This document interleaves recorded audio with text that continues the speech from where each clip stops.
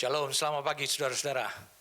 Saya tentu merasakan bahwa saudara hari ini bergairah setelah saudara mendengarkan firman yang saya sampaikan minggu lalu kepada saudara. Hari ini kita akan lanjutkan lagi apa yang saya sudah sampaikan minggu lalu.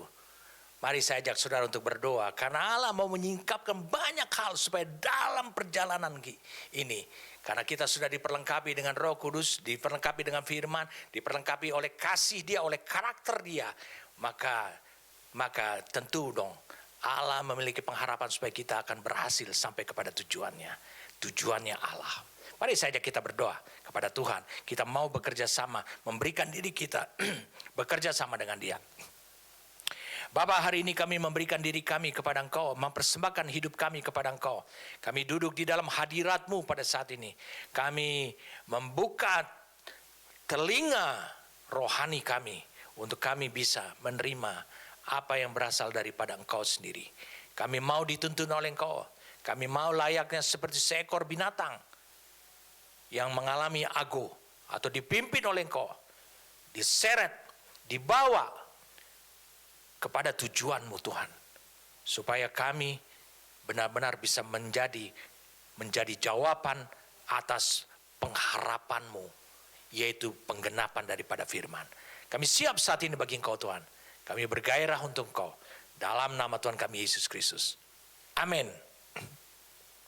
Minggu lalu saudara, ada banyak orang mulai mempertanyakan, wow, luar biasa sekali pekerjaan Roh Kudus bukan hanya berkuasa atas hidup kita, membuka pelayanan buat kita, membuat kita itu menjadi sesuatu yang ajaib di dunia ini yang berasal daripada Tuhan. Bukan hanya itu saja, tetapi lebih daripada itu. Dia terus membawa hidup kita supaya kita benar-benar ditenggelamkan, dibaptis dengan api.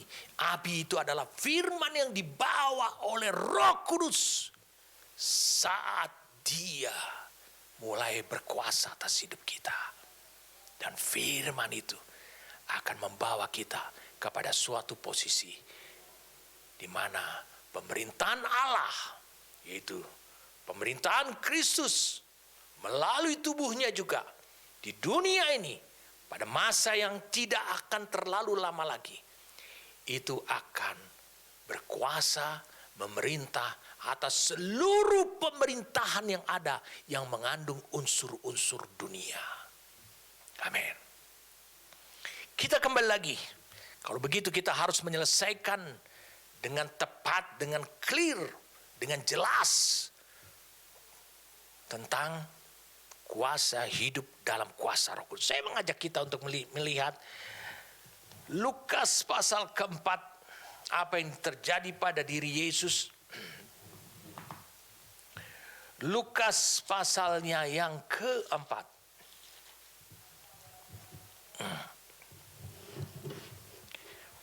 Mari saya ajak saudara melihat dari ayat yang ke-13.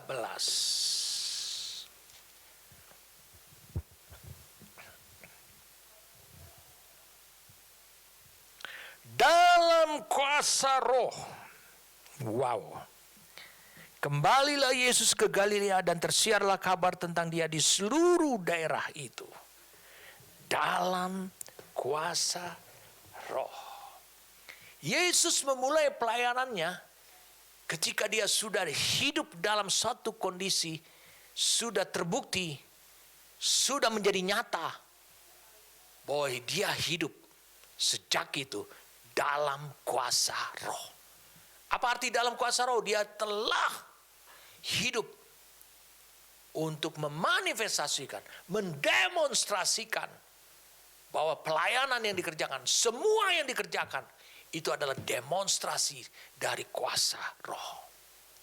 Murid-murid 120 orang hidup dalam demonstrasi kuasa Roh, sehingga mereka menggegerkan seluruh Yerusalem pada awalnya. Dan bahkan berita tentang apa yang terjadi di Yerusalem itu ternyata merebak juga sampai keluar sana. Dan orang tercengang-cengang.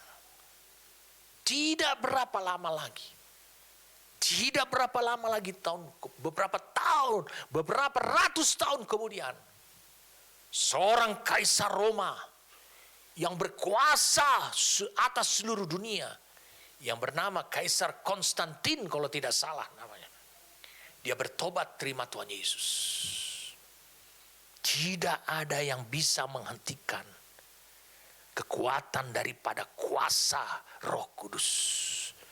Ketika kekuatan dan kuasa daripada Roh Kudus itu mulai nyata pada diri manusia, maka tidak ada yang bisa menghentikannya lagi. Itu akan berkuasa terus pada yang lain. Semua telah ditunjukkan pada gereja mula-mula.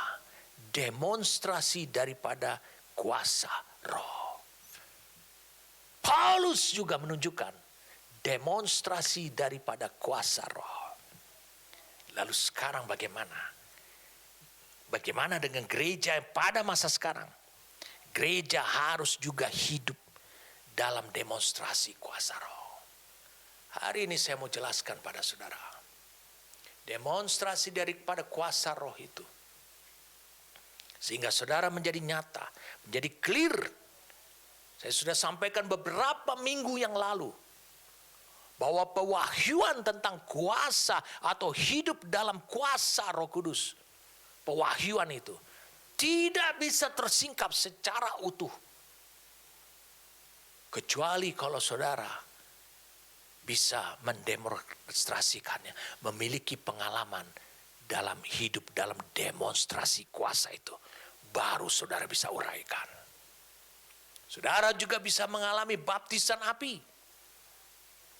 Tanpa saudara mengalami dari baptisan Roh Kudus adalah tidak mungkin. Saudara harus dikuasai oleh Roh Kudus, sehingga saudara akan menerima setiap firman yang berasal daripada Dia, sehingga kehidupan saudara seperti dibaptis di dalam firman itu sendiri. Firman yang membaptis saudara itu firman adalah api Allah yang menghanguskan. Mari kita lihat, supaya kita mendapatkan pengertian yang jelas. Sebelum Yesus terangkat ke sorga, Yesus melakukan dua hal. Saya ulangi, Yesus melakukan dua hal. Kedua hal ini adalah, satu adalah perintah. Dia memberitahukan perintah apa yang harus dikerjakan. Dan yang kedua adalah dia memberitahukan tentang janji yang akan digenapi dengan segera. Yang pertama perintah, yang satu lagi adalah janji. Kalau engkau baca Lukas pasal yang ke-24.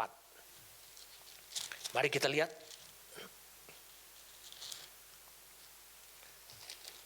Lukas pasal yang ke-24.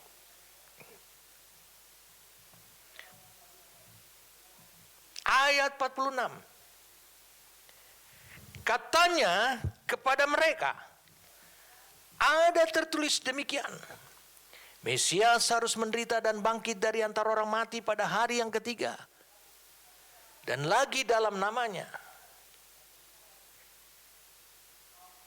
berita tentang pertobatan dan pengampunan dosa harus disampaikan kepada segala bangsa, mulai dari Yerusalem.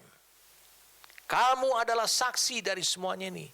Dengan kata lain, kalian semua 12 orang ini nanti ditambah dengan yang lain, itu adalah saksi.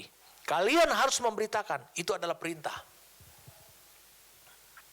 Tapi kemudian dia sebutkan lagi satu janji. Dan aku akan mengirim kepadamu apa yang dijanjikan Bapakku, tetapi kamu harus tinggal. Jangan laksanakan dulu perintah ayat 46 sampai 48 itu. Tapi kamu harus tinggal di dalam kota ini sampai kamu diperlengkapi dengan kekuasaan.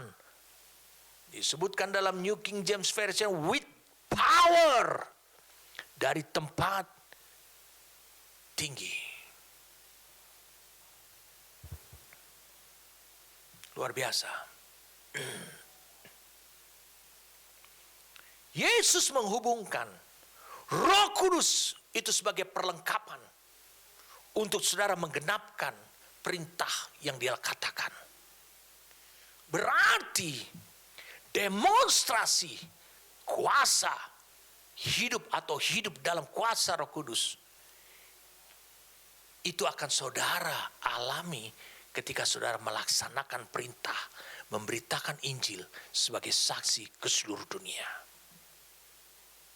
Janji daripada Bapa dikatakan agar engkau sukses melaksanakan perintah itu, makanya engkau akan diperlengkapi dengan kuasa dari tempat yang tinggi. Dengan kata lain, dari ayat 49 ini, Yesus mengatakan begini, tetapi kamu tidak akan berhasil melaksanakan pemberitaan tentang pertobatan dan pengampunan dosa kepada bangsa-bangsa. Tidak akan berhasil kalau engkau belum diperlengkapi dengan kuasa dari tempat yang maha tinggi. Betapa banyaknya orang membangun terus-menerus sekolah penginjilan untuk menghasilkan orang-orang dengan hati Injili pergi kemana-mana. Tapi mereka melupakan bahwa kunci daripada engkau mentaati perintah yang Yesus katakan, memberitakan Injil ke seluruh dunia, adalah engkau harus dulu mentaati, menunggu sampai engkau diperlengkapi dengan kuasa dari tempat yang maha tinggi.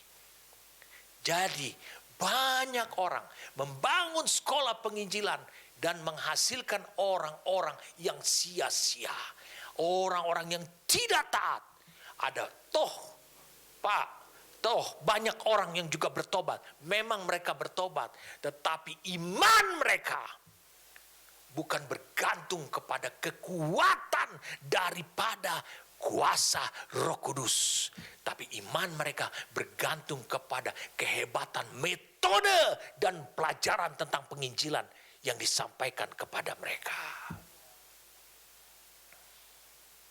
Saya mau beritahu pada saudara, itu sebabnya minggu lalu saya sampaikan, Allah akan menggoncangkan orang-orang yang bertobat dengan cara, karena dia bertobat karena metode, cara penginjilan, orang-orang dari sekolah penginjilan, dia akan digoncangkan.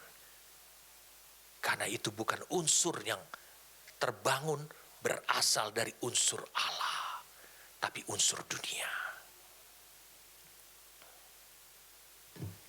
1 Korintus pasal yang kedua.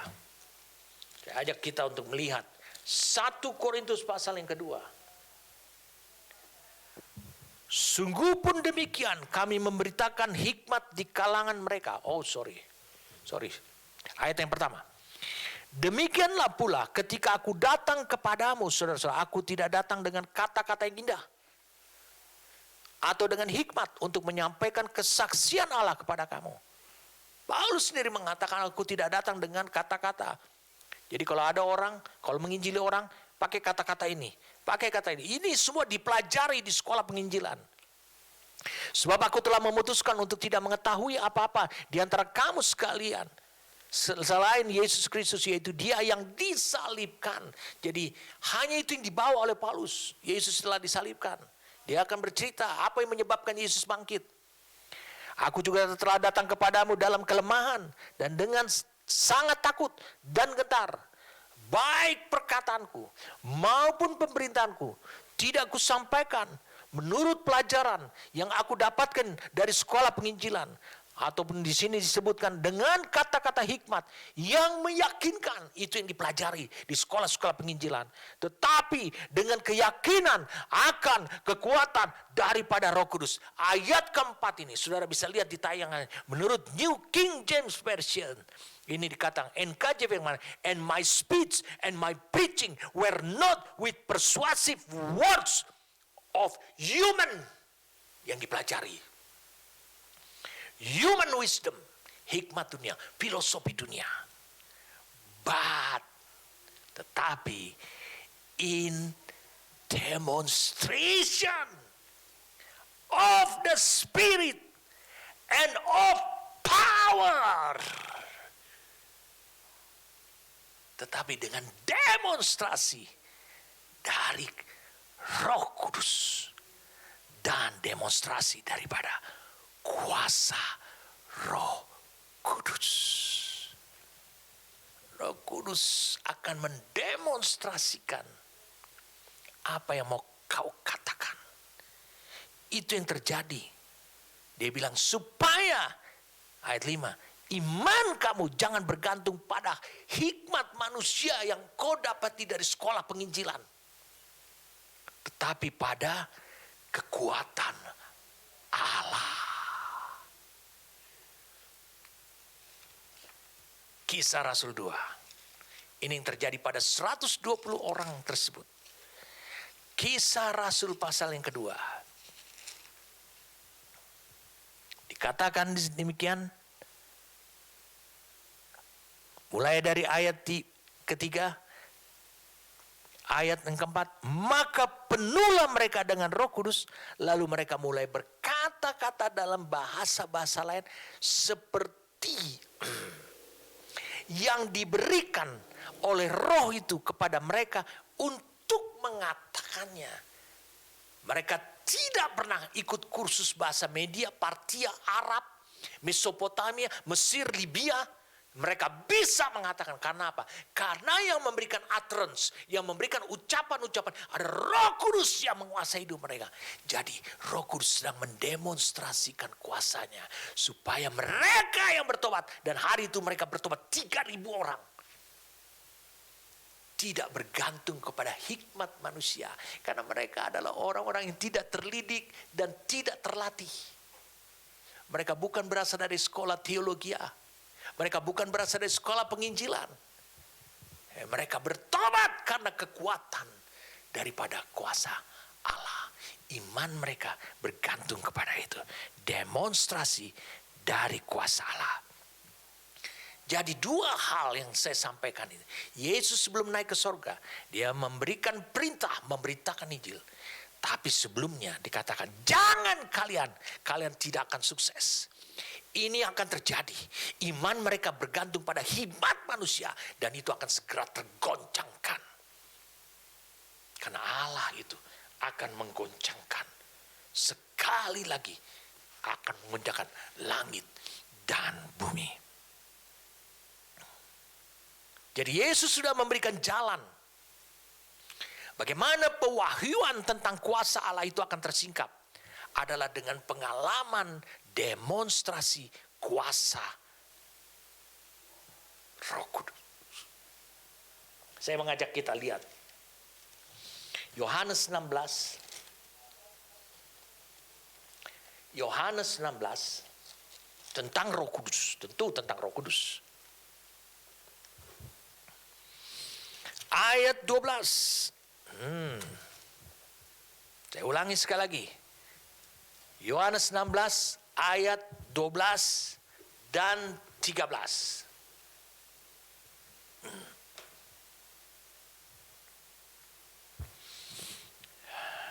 Tadi saya sampaikan pada saudara, Yesus ingin menyingkapkan pewahyuan tentang kuasa Allah melalui Roh Kudus itu. Tetapi Yesus tahu, meskipun dia menjelaskannya kepada murid-muridnya, murid-muridnya tidak akan pernah siap dan tidak akan pernah sampai kepada pengertian yang utuh. Makanya dia berikan.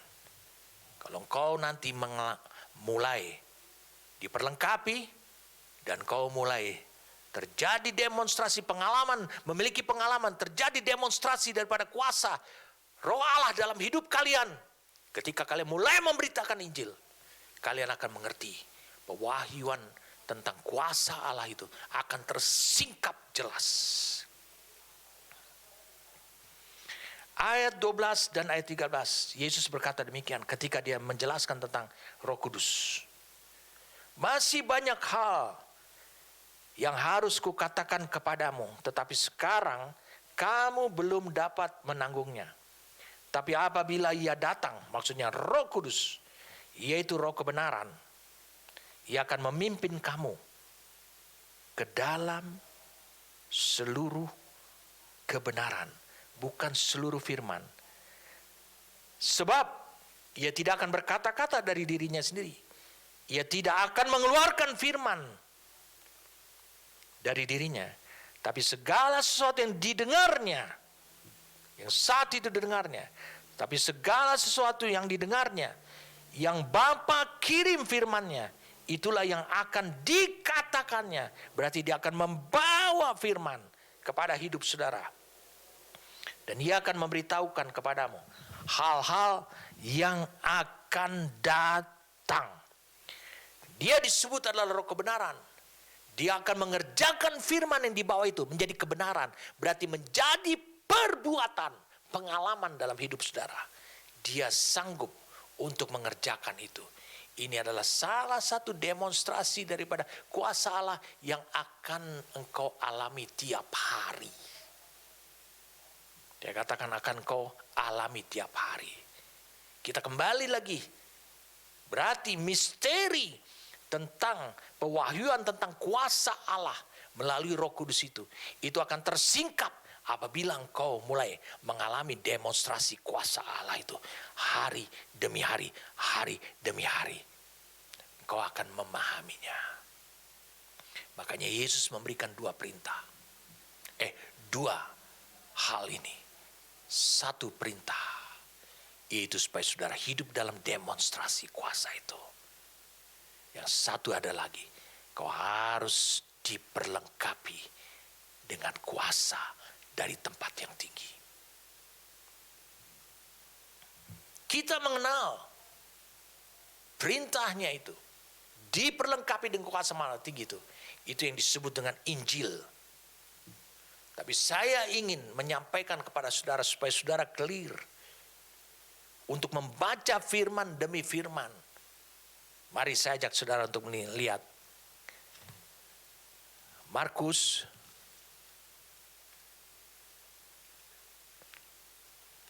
pasal 16. Kita kutip dari kitab Markus. Ayat 14. Akhirnya ia menampakkan diri kepada ke-11 orang itu. Sudah kurang dengan Yudas. Ketika mereka sedang makan. Dan ia mencela ketidakpercayaan dan kedegilan hati mereka. Oleh karena mereka tidak percaya kepada orang-orang yang telah melihat dia sesudah kebangkitannya. Lalu ia berkata kepada mereka, pergilah ke seluruh dunia. Beritakanlah Injil kepada segala makhluk. Siapa yang percaya dan dibaptis akan diselamatkan. Tetapi siapa yang tidak percaya akan dihukum. Tanda-tanda ini akan menyertai atau mengikuti orang-orang yang percaya. Mereka akan mengusir setan demi namaku. Mereka akan berbicara dalam bahasa-bahasa yang baru bagiku. Mereka akan memegang ular. Dan sekalipun mereka minum racun maut, mereka tidak akan mendapat celaka. Mereka akan meletakkan tangannya atas orang sakit. Dan orang itu akan sembuh.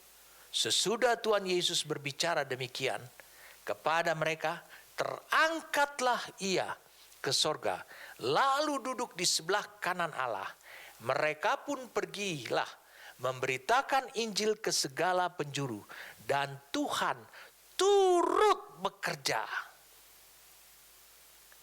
dan meneguhkan firman itu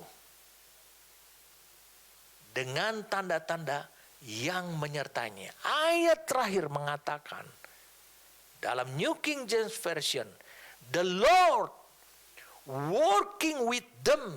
Jadi Allah bekerja sama dengan mereka and confirming dan meneguhkan the word through the accompanying signs, amen, yaitu meneguhkan firman melalui tanda-tanda yang menyertai itu. Allah berjanji bukan hanya saudara akan diperlengkapi. Saudara akan disertai dengan tanda-tanda. Saudara akan mengalami demonstrasi daripada kuasa daripada Roh Kudus. Allah akan itu. Karena apa? Karena itu menjadi tempat belajar engkau memahami pewahyuan tentang kuasa Roh Allah itu, Roh Kudus. Saya ingin supaya saudara bisa memahami apa yang saya maksudkan ini. Tolong perhatikan dengan baik. Allah berjanji banyak hal. Selain saudara diperlengkapi untuk tugas, Allah juga berjanji bahwa tanda-tanda ini akan menyertai. Supaya saudara benar-benar menjadi clear tentang pewahyuan, tentang kuasa atau hidup dalam kuasa Roh Allah. Allah ingin saudara berangkat ke sorga. Pewahyuan tidak lagi menjadi misteri. Clear. Injil harus diberitakan ke seluruh bangsa. Tapi mari kita lihat sekarang apa yang dikatakan oleh Rasul Paulus tentang Injil itu sendiri. Roma pasal yang pertama. Mari kita lihat Roma pasal yang pertama.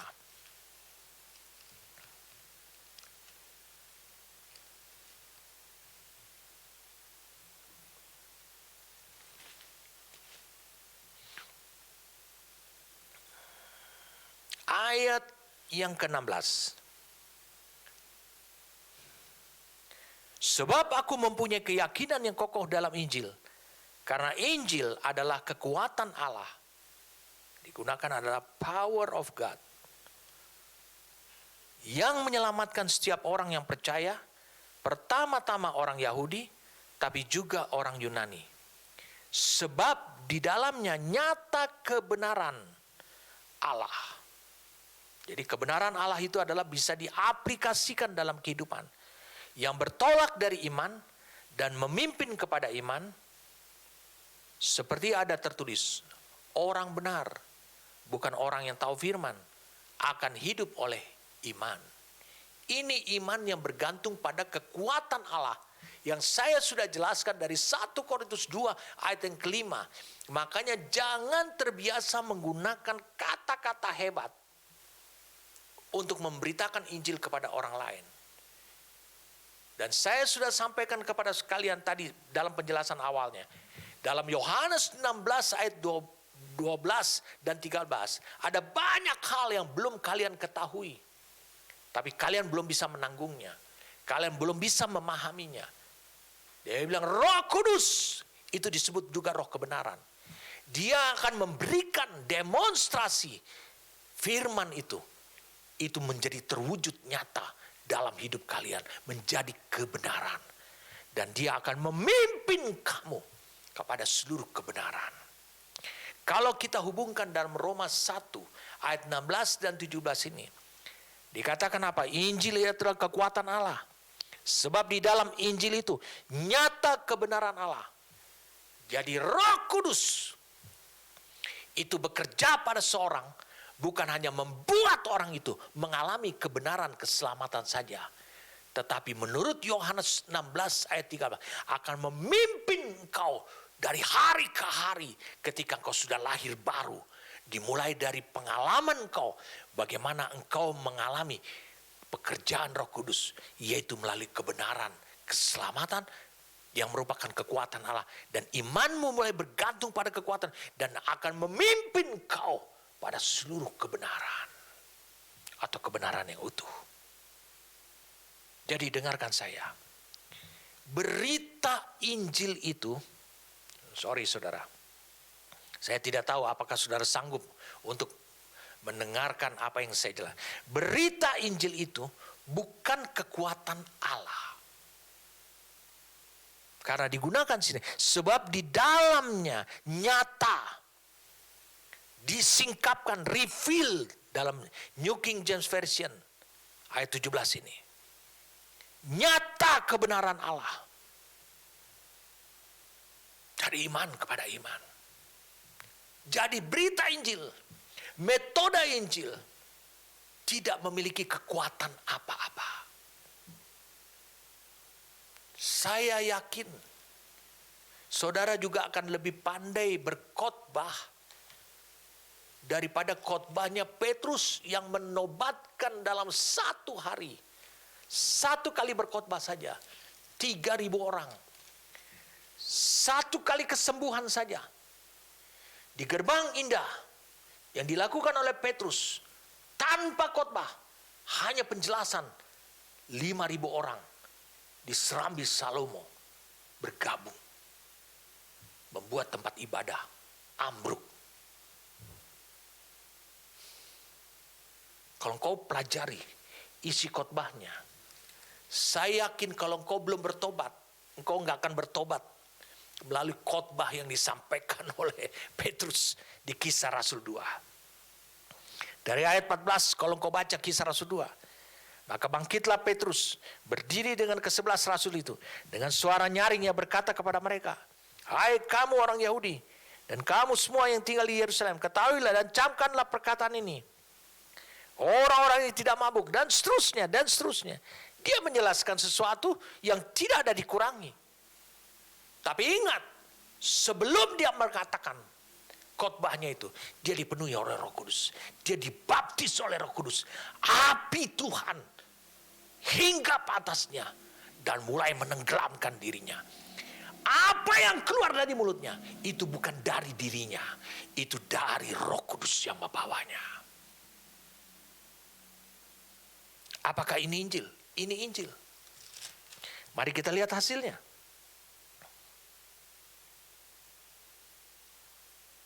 Ayat 37. Ketika mereka mendengar hal itu, hati mereka sangat terharu. Hati mereka tersayat.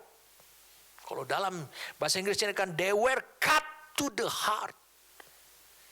Wow, seperti disayat-sayat. Hati adalah hati nurani ditambah dengan seluruh jiwa. Wow. Dikatakan apa? Lalu mereka bertanya kepada Petrus dan rasul-rasul yang lain. Apa yang harus kami perbuat, saudara-saudara? Dia bertanya, apa selanjutnya?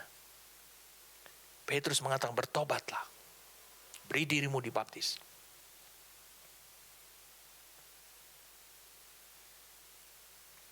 Ayat 41. Orang-orang yang menerima perkataannya itu memberi diri dibaptis, dan pada hari itu jumlah mereka bertambah kira-kira 3.000 orang. Karena itu adalah momen yang tepat dari seluruh bangsa, orang Yahudi dari seluruh bangsa datang untuk merayakan hari Pentakosta. Jadi kembali lagi, isi Injil itu haruslah firman yang dibawa oleh Roh. Jadi persoalannya, banyak orang memberitakan Injil, tapi itu adalah Injil yang dibawa dari sekolah penginjilannya. Injil tidak memiliki kekuatan Allah. Menurut Roma 1 ayat 16 dan 17, Injil yang berisi firman yang dibawa oleh Roh dengan kekuatan kuasanya membuat mereka yang mendengarnya, kalau kita baca tadi Kisah Rasul 2, membuat mereka yang mendengarnya akan menerima satu kekuatan. Dengarkan saya. Firman yang dibawa oleh Roh itu seharusnya Injil. dengan firman yang dibawa oleh Roh, dengan kekuatan kuasanya dibawa. Lalu saudara sampaikan dalam ketaatan. Bukan taat pada sekolah penginjilan saudara. Sehingga mereka yang mendengarkannya, 3.000 orang seperti ini, akan menerima kekuatan percaya untuk percaya. Ini yang berasal dari Allah. Ini yang disebut dengan iman. Kalau kau buka Efesus 2 ayat 8-9. Sebab karena iman engkau diselamatkan. Itu bukan hasil usahamu. Tapi itu adalah pemberian Allah. Kau akan menerima kekuatan percaya. Mereka dengan mudah mengambilnya. Karena kekuatan Roh Kudus ada bersama dengan firman tersebut. Ada bersama dalam hidup orang yang membawa berita tersebut. Makanya orang penginjil yang berhasil adalah penginjil yang harus sudah dibaptis oleh Roh Kudus. Maka ketika sampai ke telinga orang yang diinjilinya, maka Allah dengan mudah akan membawa orang yang mendengarnya itu kepada tujuan Allah. Saya ulangi, kepada tujuan Allah. Sebab Roh Kudus dikatakan dalam Yohanes 16 ayat 13 adalah roh kebenaran. Dia tidak akan membawa kata-kata saudara itu bulat-bulat ke dalam telinga ataupun ke dalam hati orang yang mendengarnya. Bukannya, tapi dia akan mampu untuk mengubahnya ketika orang ini sudah menerimanya. Mengubahnya menjadi kebenaran. Karena Roh Kudus juga akan bekerja kepada orang yang saudara beritakan. Ketika saudara mendengarkan pemberitaan itu, ketika saudara pertama kali dulu pernah mendengar Injil, mendengarkan pemberitaan itu, maka Roh Kudus akan berperan berubah lagi. Bukan lagi sebagai Roh Kudus, tapi Roh kebenaran. Yang akan memimpin. Di sini tidak digunakan kata ago. Karena orang itu belum menyerahkan kehendaknya kepada Roh Kudus. Tapi digunakan kata guide. Hodegeo. G359 ayat 94. Jadi roh kebenaran akan beroperasi, bekerja di dalam diri orang yang belum percaya. Karena pemberitaan berasal dari engkau yang sudah percaya, yang sudah dibaptis Roh Kudus, yang sedang mentaati pemberitaan Injil. Maka roh kebenaran akan beroperasi kepada orang itu sebagai hodegeo. Sehingga orang itu akan memiliki iman, akan mengambil iman yang disediakan oleh Allah. Dan iman itu adalah karena bergantung kepada kekuatan Allah. Bukan kepada hebatnya kata-kata yang dikeluarkan oleh si penginjil. Jadi sangat penting sekali engkau mengemas, meraciknya, supaya engkau mengerti isi Injil itu apa. Kenapa Paulus menyebutkan mengandung kekuatan Allah. Jadi engkau harus menggabungkan antara Yohanes 16 ayat 13 dengan Roma 10 ayat 16 dan 17. Dikatakan iman timbul dari pendengaran akan firman. Amin. Dan 1 Korintus 2 ayat 1 sampai ayat 5. Sehingga iman mereka tidak bergantung pada kekuatan ataupun hikmat ataupun filosofi ataupun pelajaran dari sekolah penginjilan. Amin. Saudara menjadi clear. Ini demonstrasi kuasa daripada Roh Kudus. Di dalam diri saudara, dia bekerja dan untuk saudara. Mari kita lihat. Efesus pasal yang pertama, kedahsyatannya ini ke dalam hidup saudara dan bagi hidup saudara. Efesus pasal yang pertama.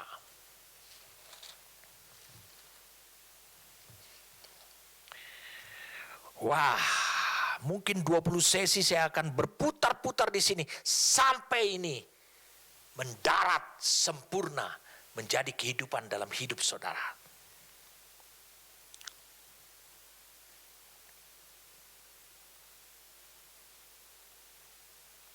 Mari saya ajak saudara untuk melihat ayat 19. Dan betapa hebat kuasanya bagi kita yang percaya sesuai dengan kekuatan kuasanya. Kita baca sekarang dalam Amplified Bible. Kita baca dalam Amplified Bible. Efesus pasal yang pertama, Amplified Classic Bible. Kita baca ayat yang ke-19.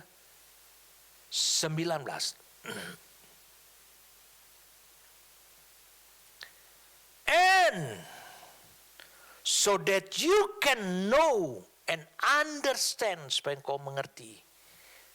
Dan supaya nanti saudara bisa lihat terjemahannya. What is the immeasurable and unlimited and surpassing greatness of His power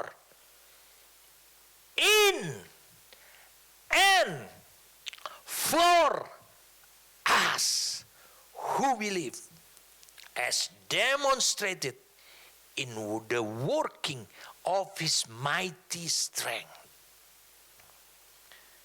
Dan dikatakan betapa dan sehingga saudara dapat memahami dan mengerti betapa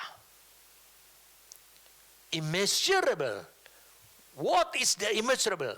Artinya tidak terukur, tidak terbatas, and unlimited, and surpassing, melampaui hal-hal yang agung dari kuasa yang bekerja dalam dan bagi saudara yang percaya. Si pemberita Injil ini itu adalah orang percaya. Jadi Roh Kudus bukan hanya bekerja di dalam pemberita Injil, tapi Roh Kudus juga bekerja bagi pemberita Injil. Berarti akan menyentuh orang yang akan mendengarkan ini. As demonstrated in the working of His mighty strength. Sebagaimana, dan ia akan menunjukkan melalui demonstrasi dari pekerjaan keperkasaan Allah. Keperkasaan daripada kekuatan Allah. Luar biasa saudara. Jadi ketika engkau memberitakan Injil, dengarkan saya, ini yang terjadi. Firman yang dibawa oleh Roh dengan kekuatan kuasanya, sehingga mereka yang mendengarnya akan menerima kekuatan percaya atau iman, karena kekuatan Roh Kudus ada bersama dengan firman tersebut. Mereka yang mendengarnya akan sampai dibawa oleh kekuatan kuasa itu kepada tujuan Allah, yaitu membuat dia bertobat. Sebab apa? Sebab Roh Kudus juga akan berperan sebagai roh kebenaran. Jadi dia bukan hanya bekerja di dalam hidup saudara, tapi bekerja bagi saudara, untuk saudara. Saudara lagi ngapain nih? Oh, lagi beritakan ini. Oh iya, dia akan bekerja. Dia berikan firman yang dibawa Roh Kudus, yang cocok untuk targetnya Allah ini, yaitu orang yang belum bertobat ini. Lalu sehingga saudara yang mendengarkan Injil itu akan dibawa, karena dia Roh Kudus akan bekerja buat si pemberita Injil itu, juga untuk si pemberita Injil itu. Dia akan berperan kepada engkau yang belum bertobat itu sebagai roh kebenaran, akan memimpin saudara, mengarahkan saudara. supaya saudara bertolak dari iman, yaitu dari kekuatan percaya yang saudara terima itu, yang Allah sediakan, yang kuasanya sediakan itu, kepada seluruh kebenaran. Ayat inilah yang menjelaskan pada saya kenapa sida-sida dari Ethiopia ditinggalkan oleh Filipus. Karena Filipus langsung pergi ke tempat lain. Siapa yang memfollow up dia? Yang memfollow up dia roh kebenaran. Karena sekali engkau sudah menjamah ataupun dijamah oleh kuasa daripada Roh Kudus, Roh Kudus akan melanjutkannya lagi sampai seluruh kebenaran. Amin. Kita kembali lagi kepada Markus pasal 16. Markus pasal yang ke-16. Mari saya ajak saudara untuk bisa melihat Markus pasal yang ke-16.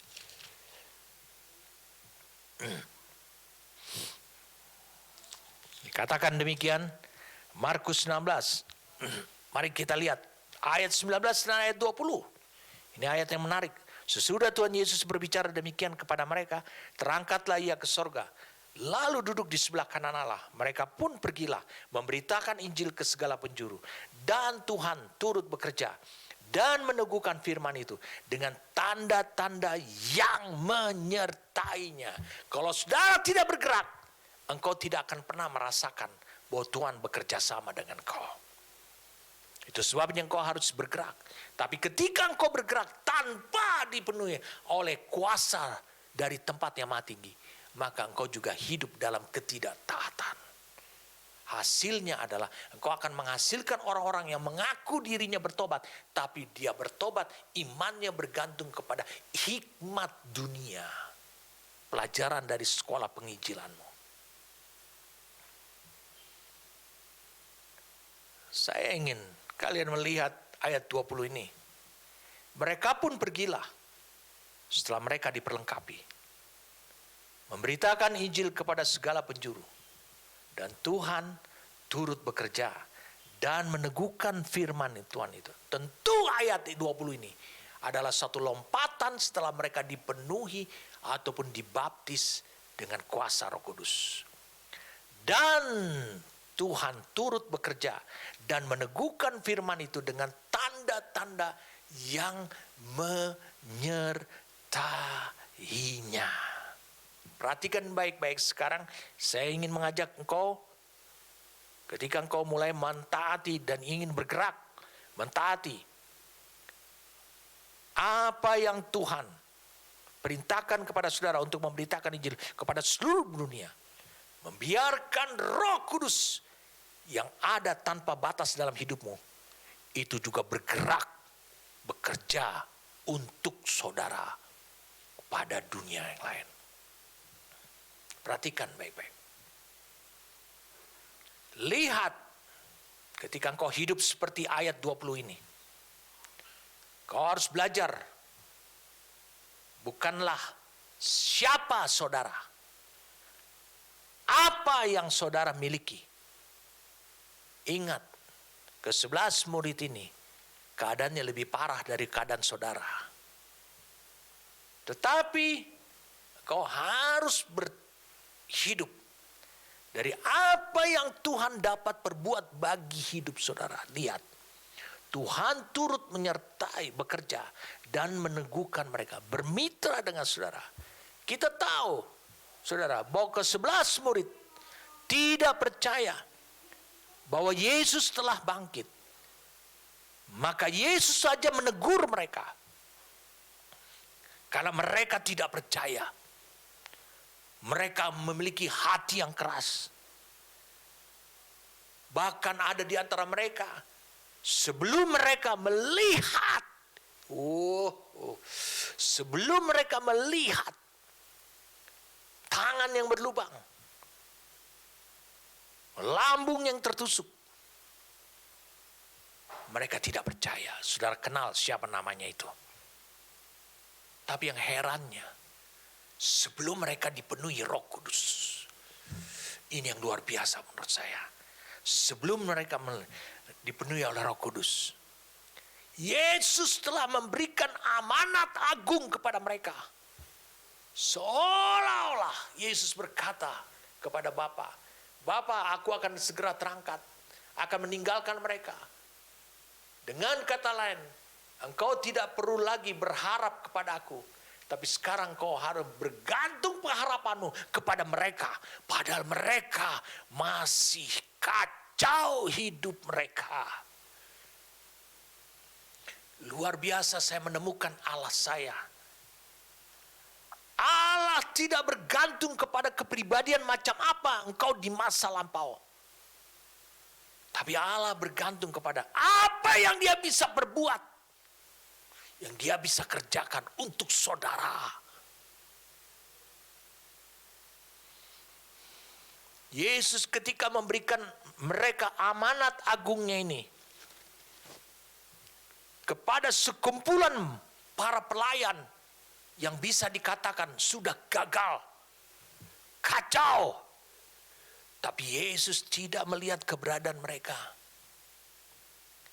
Tetapi Yesus melihat kepada kuasa Allah yang ada pada Roh Kudus, yang telah dialami oleh Yesus sendiri, yang telah terbukti bekerja sehingga Yesus bisa menyelesaikan pekerjaan Bapa dan kehendak Bapa dengan tuntas.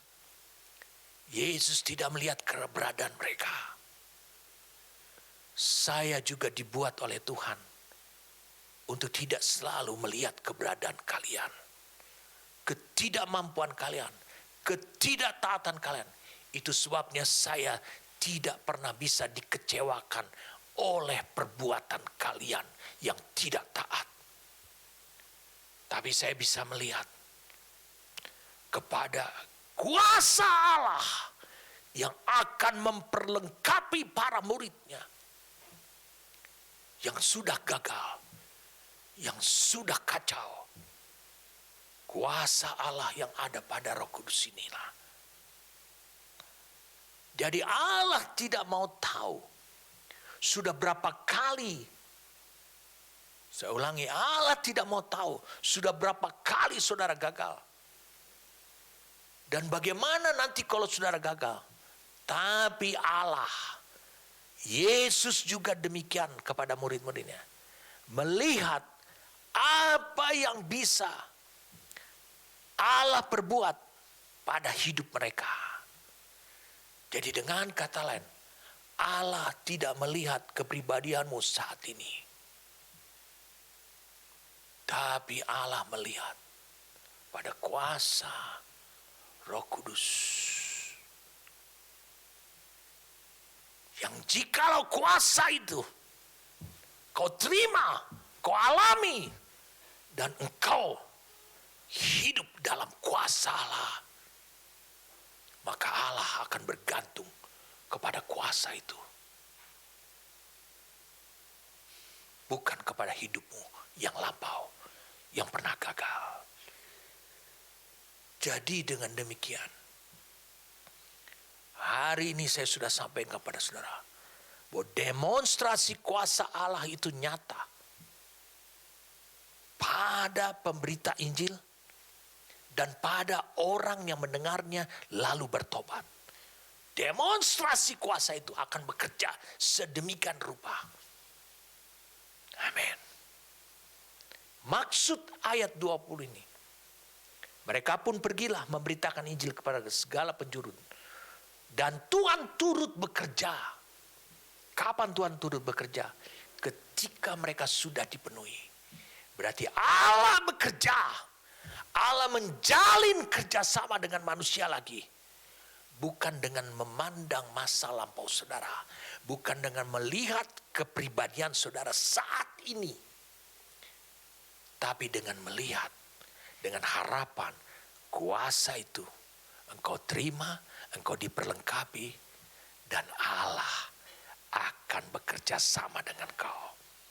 Meneguhkan firman. Saya ulangi, meneguhkan firman. Itu. Dengarkan saya. Berarti demonstrasi kuasa Allah itu akan nyata. Menurut ayat 20 ini.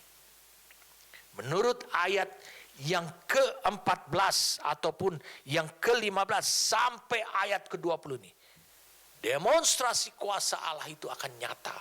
Itu janji Allah pada dua pribadi.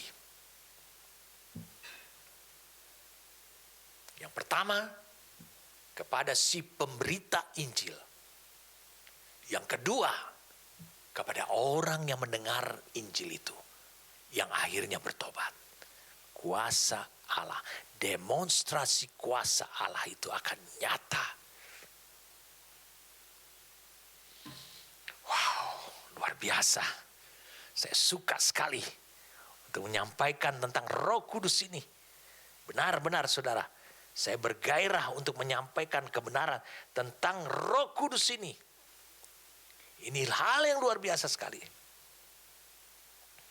Menurut ayat 20. Kesimpulan daripada ayat 15 sampai ayat 20. Ayat 19. Menurut ayat 20.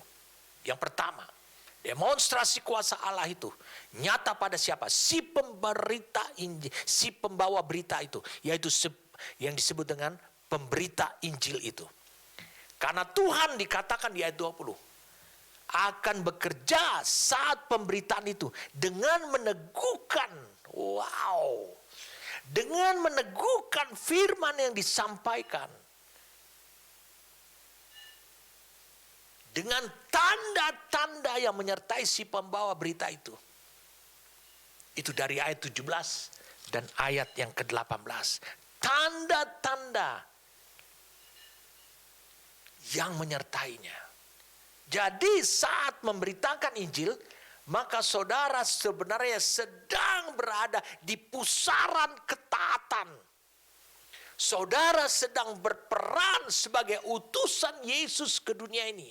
Mari kita lihat Yohanes 20 ayat 21. Yohanes 20 ayat 21. Yohanes 20 ayat 21. Dikatakan gini, maka kata Yesus sekali lagi ketika dia bertemu dan makan bersama-sama dengan murid bersuka cita dengan dia. Yesus sekali lagi, damai sejahtera bagi kamu. Sama seperti Bapa mengutus aku, demikian juga sekarang aku mengutus kamu. Dan sesudah berkata pengutusan itu, ia mengembusi mereka dan berkata, terimalah Roh Kudus. Jadi dengan demikian engkau diutus, tapi terima dulu Roh Kudus nantinya. Apa artinya buat kita saudara?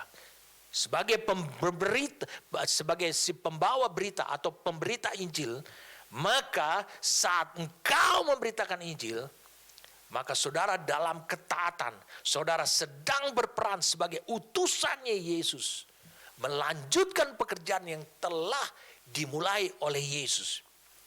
Berperan ke dunia ini. Maka saya nggak usah saudara ragu. Firman yang saudara sampaikan cukup engkau ambil dari Roh Kudus yang membawanya. Dia tahu. Dan orang ini nanti saya akan sampaikan. Yang kedua, demonstrasi kuasa Allah itu akan nyata juga kepada orang yang mendengarnya. Orang yang bertobatnya.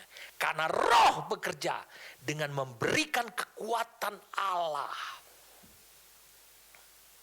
Saya ulangi, firman yang dibawa oleh si pemberita Injil itu adalah firman yang diberikan oleh Roh Kudus kepada si pemberita Injil itu untuk didengar. Dan sekarang saudara berada di posisi orang yang bertobat, orang yang mendengarkan Injil. Ketika engkau mendengarkan firman Tuhan tersebut, ingat, Roh bekerja memberikan kekuatan Allah pada diri orang itu. Kekuatan Allah yang diperlukan orang-orang itu adalah kekuatan percaya.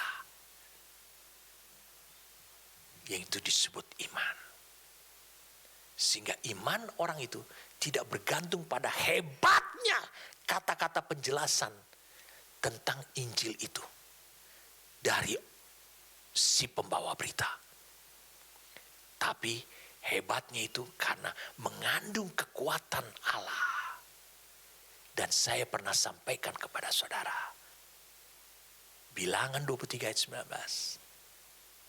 Allah berfirman, Dia yang akan melaksanakannya. Karena di dalam firman yang dibawa oleh Roh itu sudah mengandung kekuatannya Allah. Oh, luar biasa.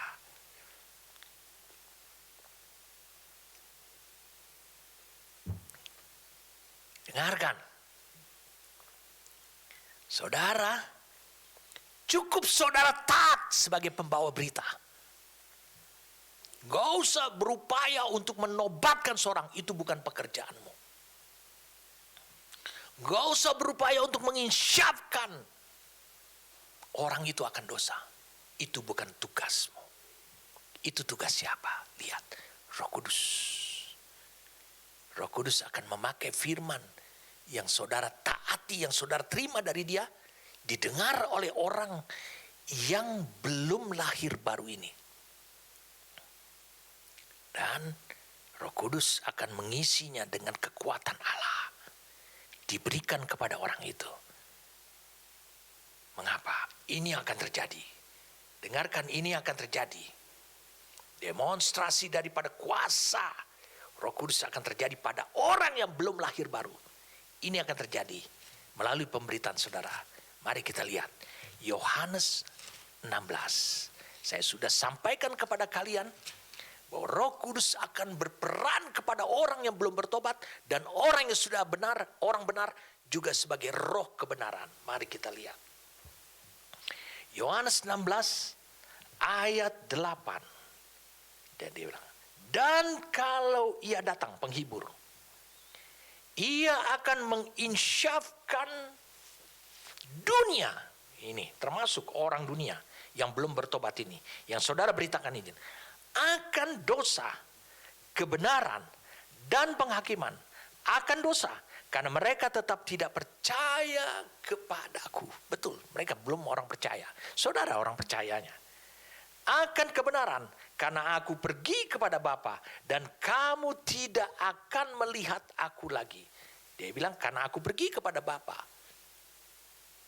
Saudara bersaksi tentang Yesus, aku pergi kepada Bapa. Ya, Roh Kudus tahu bagaimana menjelaskan kepada orang. Bukan saudara yang jangan tahu lah saudara. Bukan saudara yang tahu bagaimana menjelaskan kepada orang dunia. Akan dosa, karena mereka tetap tidak percaya kepada. Akan kebenaran, karena aku pergi kepada Bapa dan kamu tidak melihat aku lagi. Akan penghakiman, karena penguasa dunia ini telah dihukum. Iblis dihukum. Bisa saudara jelaskan kepada orang yang belum bertobat? Roh Kudus akan menjelaskan. Jadi dengarkan saya. Ketika engkau memberikan firman yang berasal dari roh. Bukan berasal dari sekolah penginjilan. Kepada orang ini. Maka kekuatan Allah mulai bekerja. Untuk saudara. Bukan di dalam saudara. Dia bekerja di dalam saudara adalah dengan memberikan firman yang berasal dari Roh Kudus. Saudara ucapkan, orang ini dengar, mulai kekuatan Allah itu. Demonstrasi kuasa Allah. Efesus 1 ayat 19 tadi.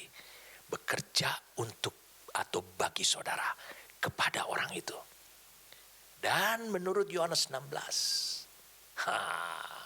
Menurut Yohanes 16 ayat 8 sampai 11 sampai dan ayat 13-nya. Roh Kudus yang bekerja bagi saudara itu sekarang dia mulai beroperasi keluar, meluber keluar kepada orang yang saudara beritakan firman Tuhan ini. Itu Roh Kudus ini memiliki kuasa dan kemampuan untuk menginsyafkan. Berarti saudara gak punya kuasa. Hanya Dia yang punya kuasa. Menurut Yohanes 16 ayat 8 sampai ayat 11. Menginsyafkan orang ini Dan kalau saudara baca sampai ayat 13, dan akan mengubah, dia punya kuasa dan kemampuan untuk mengubah jalan hidup orang ini. Sehingga orang ini bertobat. Terima Tuhan Yesus. Kalau kau baca dalam Amplified Classic Bible, wow, saudara akan lebih jelas. Ayat 8 mengatakan ini, and when he comes, he will convict and convince the word and bring demonstration to it about sin. Demonstrasi. Roh Kudus juga akan mendemonstrasikan tentang dosa kepada orang itu. And about righteousness, uprightness of heart and right standing with God, and about judgment. Bagaimana supaya orang ini, dia punya kemampuan, Roh Kudus punya kemampuan untuk mengajarin melalui perkataan saudara, orang ini supaya bagaimana berdiri benar di hadapan Allah. About sin, they do not believe in me, trust in, rely on, and adhere to me. About righteousness, uprightness of heart, and right standing with God. Because I go to my Father, and you will see me no longer. About judgment, because the ruler, evil genius, prince of this world, Satan, is judged and condemned, and sentence already is passed upon him. Ayat 13. But when he, the Spirit of truth, the truth-giving Spirit comes, he will guide you into all the truths, the whole full truths, for he will not speak his own message on his own authority. Roh Kudus sendiri membawa firman itu bukan firman berasal dari dia. Itu dia bawa dari Bapa. But he will tell whatever he hears from the Father. He will give the message that has been given to him. Firman yang berasal dari Bapa memiliki tujuannya Allah. And he will announce and declare to you the things that are to come, that will happen in the future. Terjemahannya, bebasnya. Dan ketika dia datang, Roh Kudus itu datang, dia akan mengisyafkan dan meyakinkan dunia dan menunjukkan dosa dan mendemonstrasikan tentang kebenaran, kebenaran hati dan pendirian benar di hadapan Tuhan. Dia akan isyafkan, dia akan demonstrasikan, tunjukkan sehingga orang ini ngerti. Saudara biar pakai kata-kata dunia tidak akan ngerti-ngerti mereka. Dan tentang penghakiman. Ayat 9. Tentang dosa. Karena mereka tidak percaya kepadaku.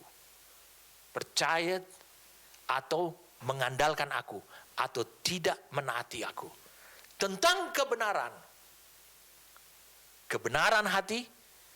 Dan pendirian benar di hadapan Allah. Karena aku pergi kepada Bapakku. Dan kamu tidak akan melihat aku lagi. Tentang penghakiman. Karena dikatakan penguasa. Penguasa itu adalah yang jenius jahatnya. Pangeran dunia ini. Setan itu dihakimi dan dikutuk. Dan hukuman sudah dijatuhkan kepadanya. Ayat 13-nya. Terjemahan B. Tetapi ketika Roh Kudus datang. Ketika dia datang. Adalah juga roh kebenaran. Roh pemberi kebenaran. Ini berarti yang sudah aplikatif. Bisa diaplikasikan ke dalamnya. Yang datang. Dia akan membimbing engkau ke dalam semua kebenaran. Atau kebenaran utuh. Komplit. Karena dia tidak akan menyampaikan pesannya sendiri atas otoritasnya sendiri. Tetapi dia akan menceritakan apa yang dia dengar semua dari Bapa. Luar biasa sekali dari Bapa. Dia akan memberikan pesan yang telah diberikannya kepadanya. Kepada Roh Kudus. Dan dia akan mengumumkan dan menyatakan kepada engkau hal-hal yang akan datang, yang akan terjadi di masa depan. Luar biasa. Kalau kuasa Roh Kudus seperti ayat di atas ini akan bekerja pada si pemberita Injil melalui pemberitaannya, dan juga bekerja pada mereka yang mendengarkan Injil. Berarti kuasa yang bekerja sekali saudara menyampaikan sebagai pemberita Injil kepada orang yang belum bertobat, orang dunia. Kuasa itu tidak hanya berakhir sampai orang tersebut lahir baru saja, tetapi membawa orang tersebut mencapai kebenaran yang utuh. Saya baru mendapat jawabannya setelah sekian puluh tahun saya memberitakan Injil. Mengapa banyak orang ketika mereka bertobat terima Tuhan, mereka kemudian undur?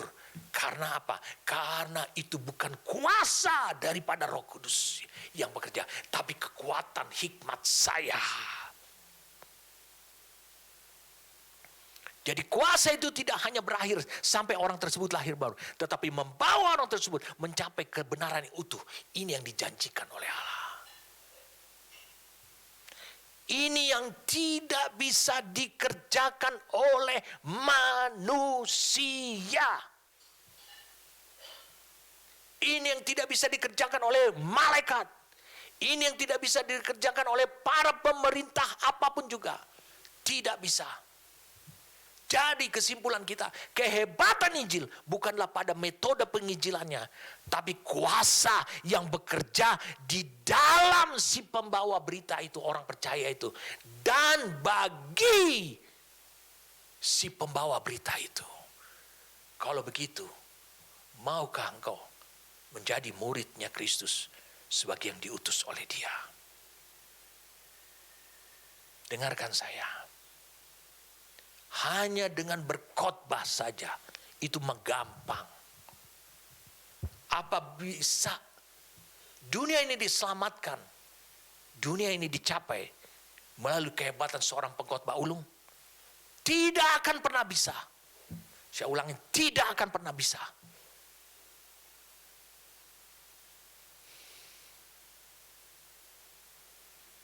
Mungkin hanya sebagian kecil dunia. Mungkin dia hebat, khotbahnya menyejukkan, khotbahnya lucu, khotbahnya ini. Oke, mari, sekarang sudah clear buat saudara. Dalam Injil nyata kekuatannya Allah itu. Itu karena apa? Karena Roh Kudus. Itu yang bekerja memperlengkapi si pembawa berita Injil. Dan si pembawa beritanya menyampaikan firman yang dibawa oleh Roh Kudus itu. Itulah demonstrasi yang bekerja di dalam diri si pembawa berita dan bagi si pembawa berita itu. Dengarkan saya, supaya saudara jangan kaget. Apa sebenarnya Injil itu? Ada yang mengatakan kabar baik. Bahkan ada orang yang mengatakan berlebih. Oh, Yesus mati di salib, itu Injil. Dengarkan saya, semuanya itu hanya bagian kecil daripada Injil.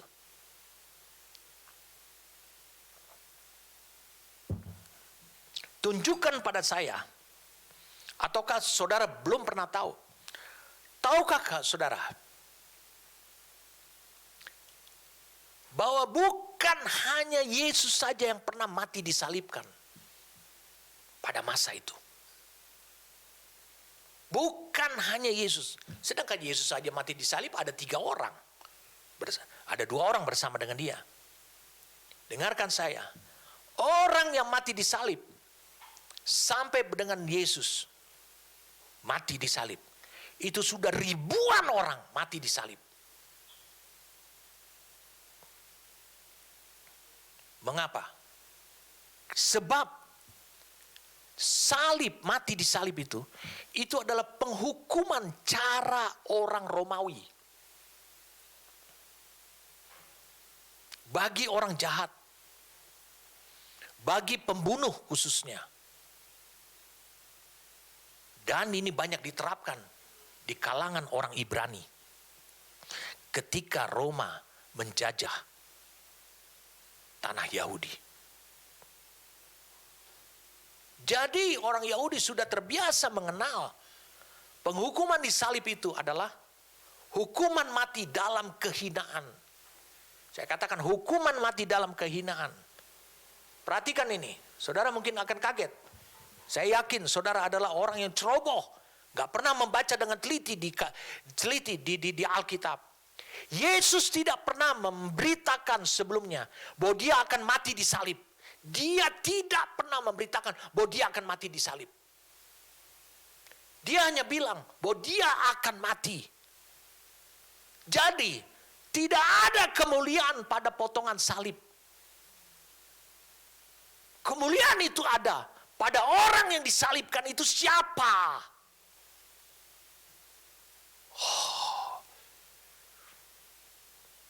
Jadi makanya saudara, ada banyak orang berkhotbah, dia pengkhotbah ulung, dia memberitakan katanya Injil yang berisi dikatakan kekuatan salib. Meskipun Paulus mengatakan tentang salib, yang dimasukkan bukan salib adalah untuk ribuan orang yang pernah mati salib. Tapi siapa yang dia tunjuk di situ adalah Yesus yang mati di salib. Jadi salib itu tidak keren. Dracula kalau melihat salib, kabur. Itu film.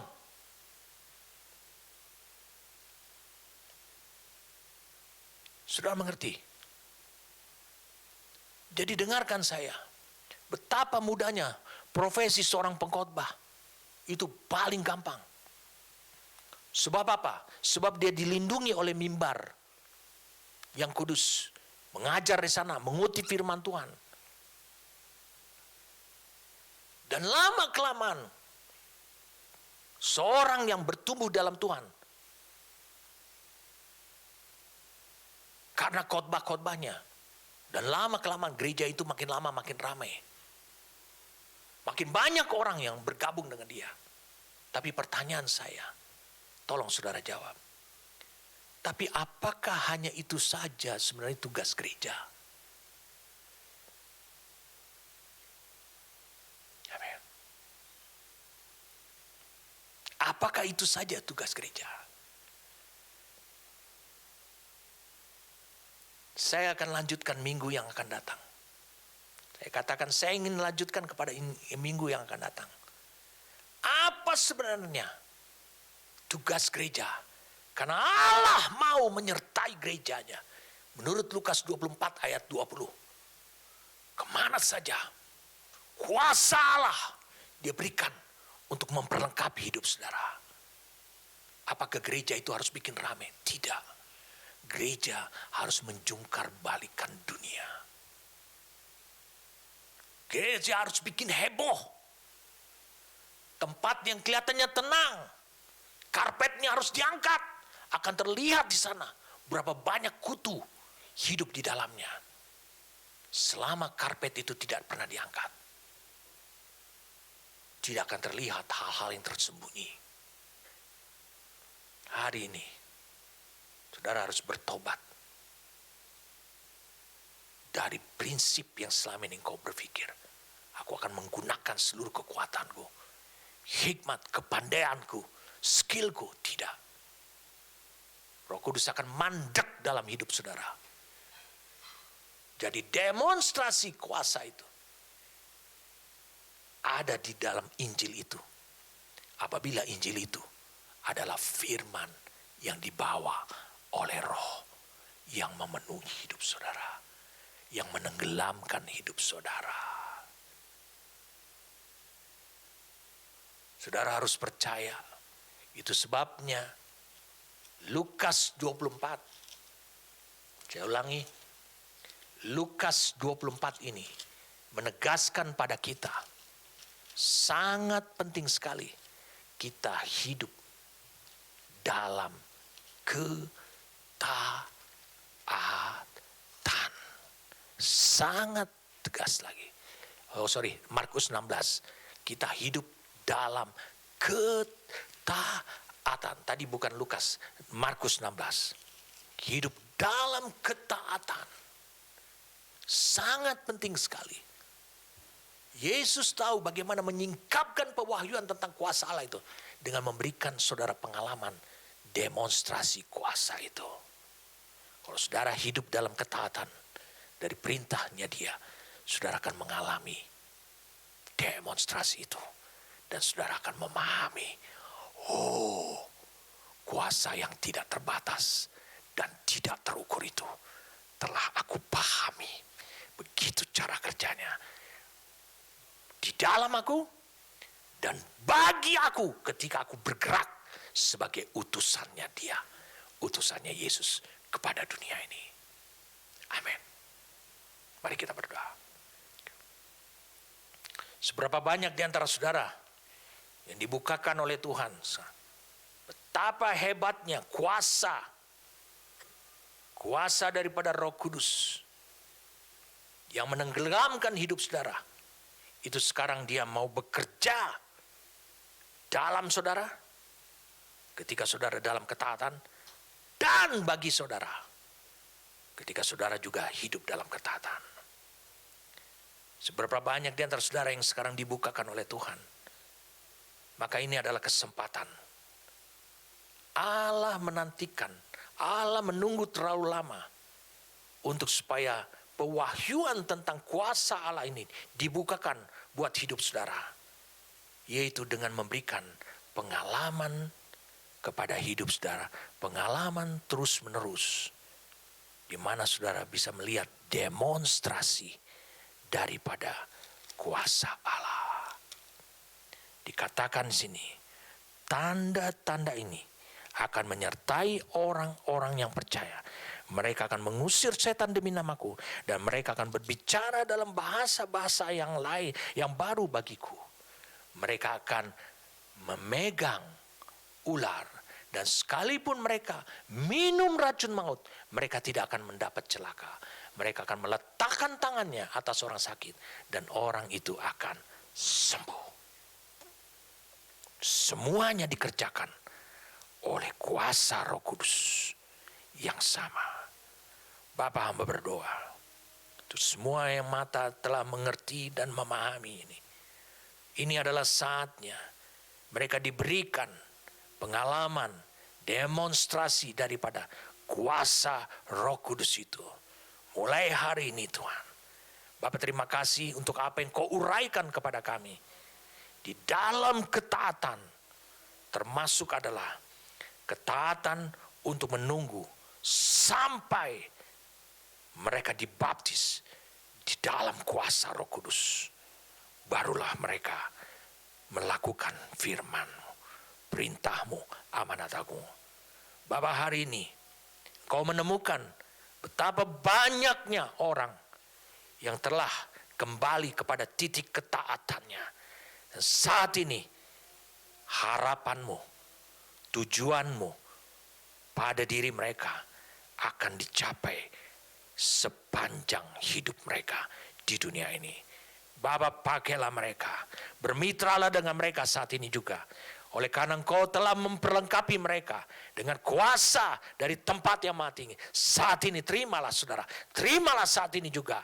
Allah mau mereka yang telah memahami tentang kebenaran ini, mereka yang telah mengetahui tentang kebenaran ini, Allah mau saat ini juga engkau menerima, saat ini juga engkau ditenggelamkan di dalam kuasa daripada Roh Kudus dan juga apinya itu, yaitu firman yang menghanguskan itu. Terima kasih, kami bersyukur untuk firman-Mu. Terima kasih untuk Roh-Mu yang kudus. Kami bersyukur dalam nama Tuhan kami Yesus Kristus. Amin.